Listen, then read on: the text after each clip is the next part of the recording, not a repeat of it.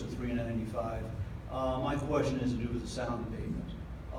One thing that you had on one of the signs out there is you're considering sound walls. Are sound walls going to be part of this program from Seminary all the way down to Eads? And secondly, I live close to the Braddock Road overpass. Would you consider, in doing sound abatement, you have created, or when 395 was built, you've created tremendous echo chambers in all of the overpasses. Nobody has ever done anything to put in sound absorbing material or even consider what's happening when you have this volume of traffic going across metal bridges and having a concrete foundation. It just makes a wonderful echo chamber. So I would like to know, what are you planning in the way of guaranteeing that with the increased traffic that you have with the extra lane, what you will be doing to abate the noise, both in terms of putting up sound walls and modifying existing infrastructure to reduce the residence caused by the number of vehicles crossing over bridges? So I'll start this, but I'm going to ask Amanda to probably follow up. But we are including a study of noise impacts along the corridor.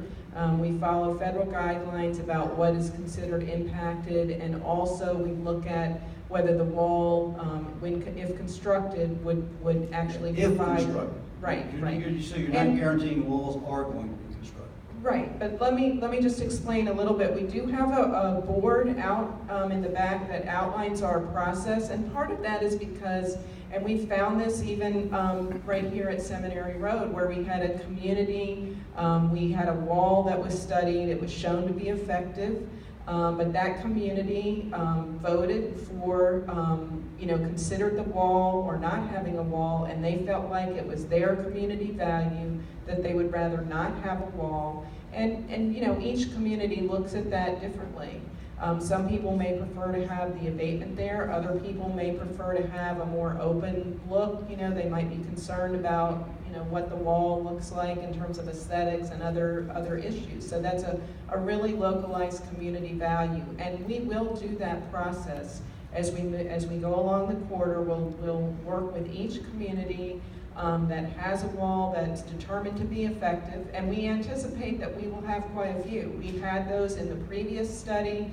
While our policies have changed a little bit, it's not likely to make a huge change in terms of seeing that walls would be needed along this corridor. And frankly, I think it's one of the benefits to the surrounding communities that they actually get a chance to take that consideration and determine what they might want to do in their community. Okay. When 395 was originally constructed, we didn't have those kind of policies in place. That's mainly why you don't see sound walls. And really, it's not so much because of the increase of adding one lane of traffic. It's more likely that it's just that you're impacted by the noise of this very large transportation corridor in your area. So that's why we're saying considered.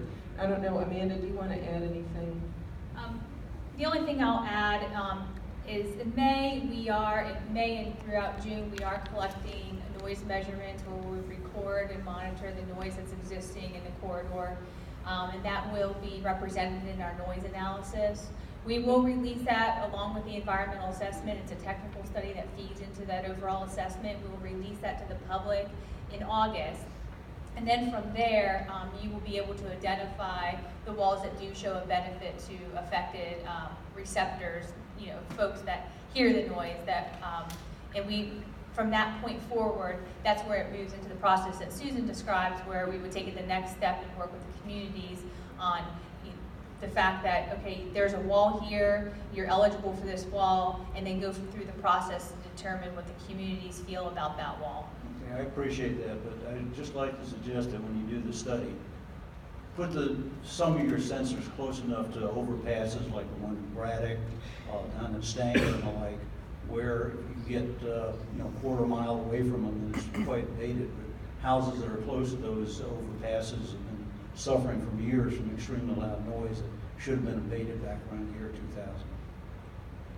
Thank you. Hi, my name